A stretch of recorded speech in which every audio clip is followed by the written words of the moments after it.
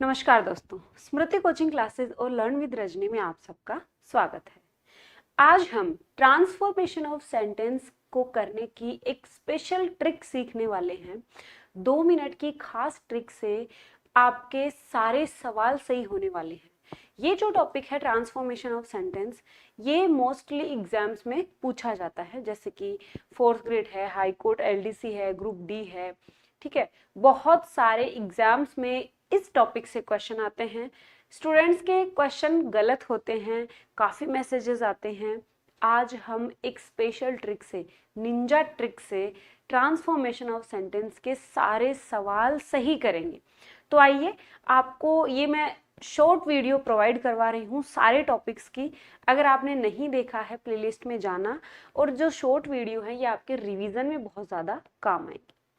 वैसे तो transformation of sentence को मैंने आपको डिटेल में पढ़ाया हुआ है, प्लेलिस्ट में आपको मिल जाएगी। डिटेल क्लास भी है, ठीक है, पूरे 1-1.5 घंटे में मैंने आपको अच्छे से पढ़ाया है। लेकिन आज हम शॉर्ट वीडियो से इसको ट्रांसफॉर्मेशन करने की स्पेशल ट्रिक देखने वाले हैं ना। सारी चीजें देखेंगे। अगर चैनल पर नए हो, चैनल को सब्सक्राइब कर लो, और वीडियो तो ऑब्वियसली आपको पसंद आ ही जाएगी, लाइक करना ना भूलें। चलिए, ट्रांसफॉर्मेशन ऑफ सेंटेंस क्या होता है? देखो, ट्रांसफॉर्मेशन किसे कहते हैं?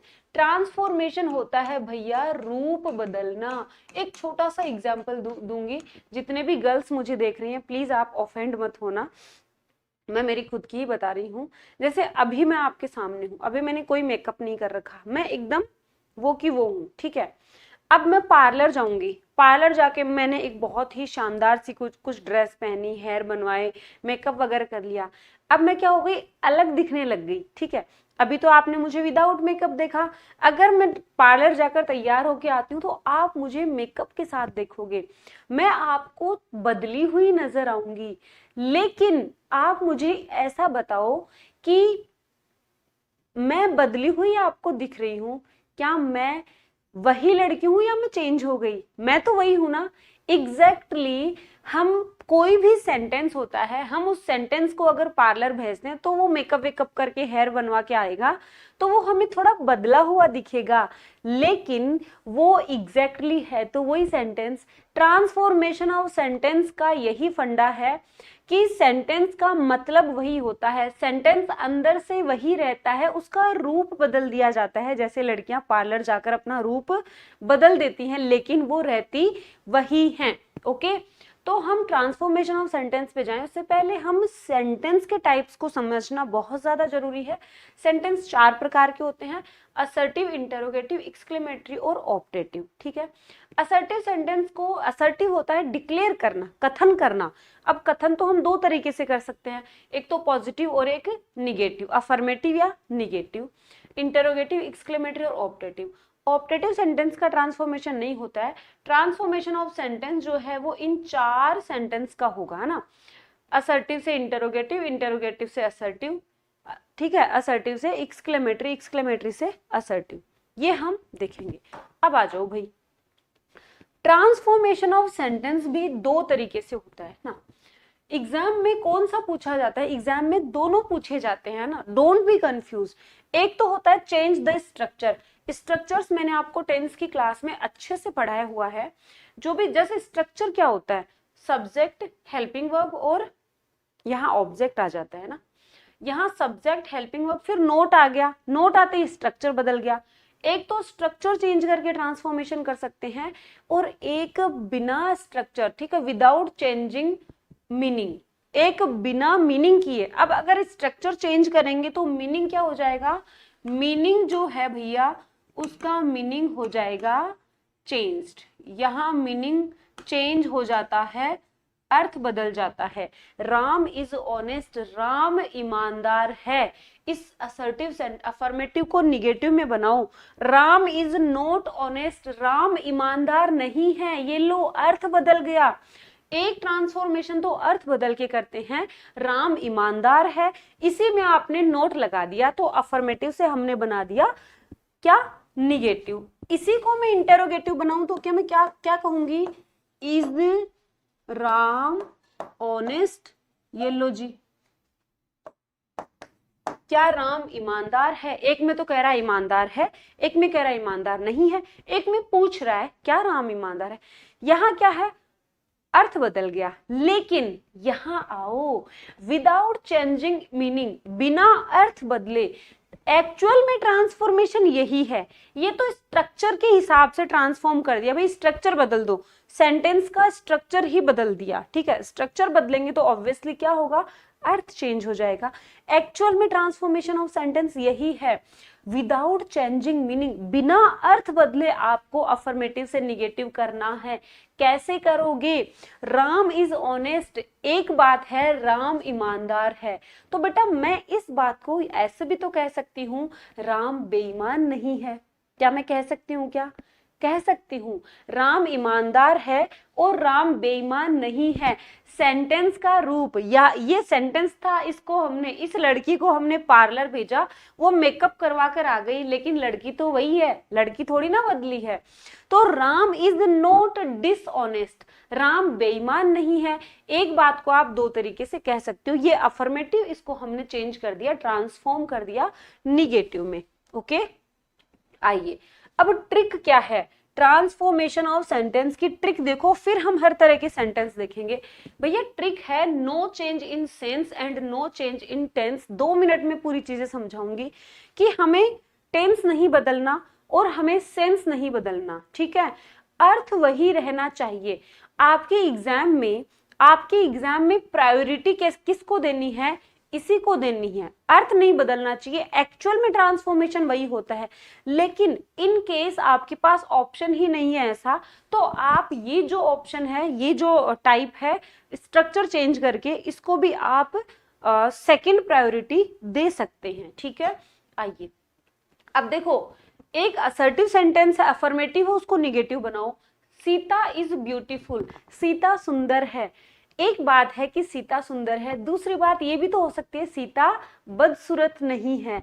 यानी यहां हमने ऑपोजिट वर्ड लगाकर क्या कर दिया है, हमने अफर्मेटिव को निगेटिव में चेंज कर दिया है, यही ट्रांसफॉर्मेशन होता है। दूसरा है इंटरोगेटिव सेंटेंस, उसको बनाओ असर्टिव में। कैसे बनाओगे, who can forget the freedom fighters, freedom fighters को कौन भूल सकता है। एक बात बताओ, मैंने कहा आजादी में जो जवान लड़े थे उनको कौन भूल सकता है। क्या मैं ये भी तो कह सकती हूँ कि फ्रीडम फाइटर्स को कोई नहीं भूल सकता। मेरे दोस्त ने मुझसे 10,000 रुपए उधार ले लिए, ठीक है। अब मुझे मेरी इस बात को, ठीक है, मुझे मेरी इस बात को इम्फेसाइज करना है, विशेष जोर देना है। मैं क्या कहूंगी, तुमने मुझसे 10,000 रुपए उधार नहीं लिए, कहूंगी ना। क्या मैं तुम्हारे वहां नहीं आया था, नहीं आया था, मतलब मैं क्वेश्चन कर रही हूं, लेकिन मेरा एक्चुअल मतलब है ये बोलना कि हाँ मैंने तुम्हें 10,000 रुपए उधार नहीं दिए, दिए थे। और मैं इंटरोगेटिव सेंटेंस को इसलिए यूज कर रही हूं क्योंकि मुझे अपनी बात को इम्फेसाइज करना है।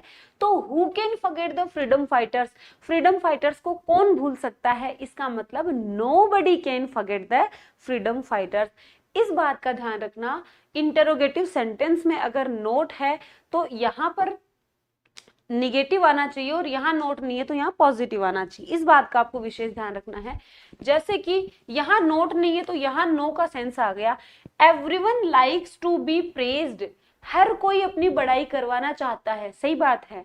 मैं कहूं कि हर कोई अपनी बड़ाई करवाना चाहता है, मैं इस बात को ऐसे भी तो कह सकती हूँ, अपनी बड़ाई करवाना कौन नहीं चाहता, अपनी बड़ाई करवाना कौन नहीं चाहता, इसका मतलब है हर कोई अपनी बड़ाई, अपनी प्रशंसा करवाना चाहता है। Who doesn't like to be praised? अब है exclamatory, how pretty she is, कितनी सुंदर लड़की है।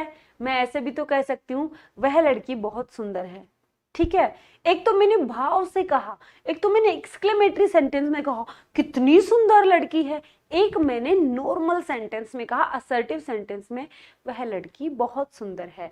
तो how pretty she is exclamatory को आप बनाओ किससे, असर्टिव में बनाओ, शी इज वेरी प्रीटी।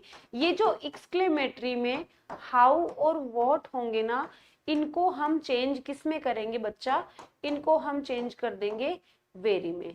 ये जो पीडीएफ है ये आपको लर्न विद रजनी के टेलीग्राम ग्रुप में मिल जाएगी, वहां से आप इस पीडीएफ को ले सकते हो। क्लास कैसी लगी प्लीज हम कमेंट बॉक्स में कमेंट करके बताना। इसके साथ ही जो 4th ग्रेड वाले हैं, 4th ग्रेड वाले जिनका एग्जाम जो है वो सितंबर में होने वाला है, ठीक है, तो भैया 4th ग्रेड और ड्राइवर भर्ती के लिए हमारे स्मृति कोचिंग क्लासेस के एप्लीकेशन पर फुल बैच और टेस्ट सीरीज का एक कॉम्बो आ रहा है। फुल बैच और टेस्ट सीरीज, आप ये टेस्ट सीरीज अकेले भी ले सकते हो, ठीक है। कई बच्चे ऐसे होंगे जिनका अभी तक सिलेबस कवर नहीं हुआ है, आप फुल बैच ले सकते हो। और टेस्ट सीरीज तो आपको लेनी ही चाहिए। टेस्ट सीरीज जो है वो 70 टेस्ट की टेस्ट सीरीज है, ठीक है। ये तो वो टेस्ट सीरीज है जो शुरुआत से चल रही थी, पहले टॉपिक वाइज, फिर रिवीजन टेस्ट हुए, फिर सब्जेक्ट वाइज टेस्ट हो रहे हैं, अब सब्जेक्ट वाइज चल रहे हैं। अब 15 फुल टेस्ट हम लाने वाले हैं, ठीक है। 15 फुल टेस्ट आएंगे। जिन बच्चों ने टेस्ट सीरीज नहीं ली है, इन 15 फुल टेस्ट को तो आपको देना ही देना है, इट्स कंपल्सरी। अगर आपने ये 15 फुल टेस्ट निकाल लिए, मैं कह रही हूँ कि आपकी तैयारी में 4 चांद लग जाएंगे।